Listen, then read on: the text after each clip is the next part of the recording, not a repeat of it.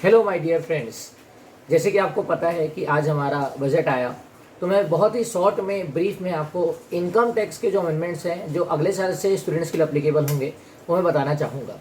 सबसे पहले तो शॉर्ट टर्म गेन जो हमारा होता था फाइनेंशियल इंस्ट्रूमेंट्स पे, उस पर 15% जो टैक्स लगता था उसे 20% कर दिया गया है। लॉन्ग टर्म गेन जो 112 पे होता था, जो हम शेयर्स पे खरीदने बेचने पे देते थे, वो 1 लाख तक माफ़ होता था, वो 125 कर दिया गया है। पर उसका जो टैक्स रेट है वो 10 से लेकर 12.5% कर दिया गया है।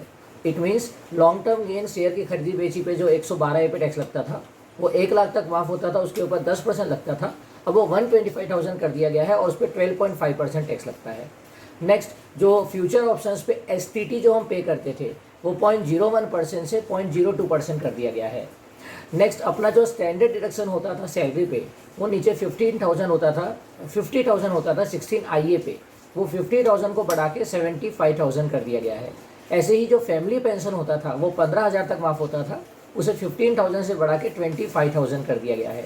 ये कुछ अच्छे हैं और कुछ बुरे भी हैं, इसलिए मिक्स ओपिनियंस यहाँ पे लोगों के आ रहे हैं। इसके अलावा बहुत लोग कह रहे थे कि सर स्लैब रेट में क्या चेंज हुआ है, स्लैब रेट में क्या चेंज हुआ है। तो स्लैब रेट जो है ओल्ड रिजिम में तो वही का वही रखा गया, उसमें कोई चेंज नहीं है। न्यू रिजिम में चेंज लाया गया है।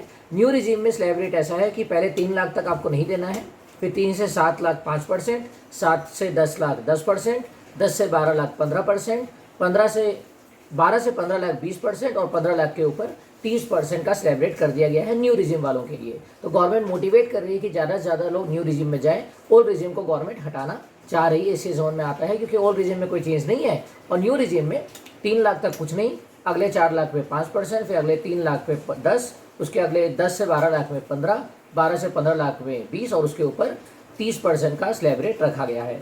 एक और अमेंडमेंट है, जो कॉर्पोरेट टैक्स होता था फॉरेन कंपनी पे, वो पहले 40% होता था, वो 35% कर दिया गया है, उसमें 5% कम कर दिया गया है।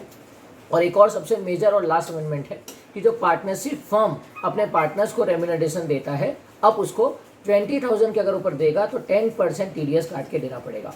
तो बिल्कुल जो पार्टनरशिप फर्म अपने पार्टनर्स को रेम्यूनरेशन दे रहा है, अगर वो 20,000 के ऊपर इन अ फाइनेंशियल ईयर दे रहा है तो उसे 10% TDS काट के देना है। तो दोस्तों, बहुत सारे क्वेश्चंस थे कि क्या मेजर इनकम टैक्स में चेंजेस आए हैं, तो मैं as a income tax teacher आपको बता रहा हूँ कि ये मेजर चेंजेस हैं जो आपको अगले साल से अप्लीकेबल होंगे, जो इनकम टैक्स में इफेक्टिव होंगे आपके कोर्स में, जो आपको ध्यान रखने पड़ेंगे। Thank you very much.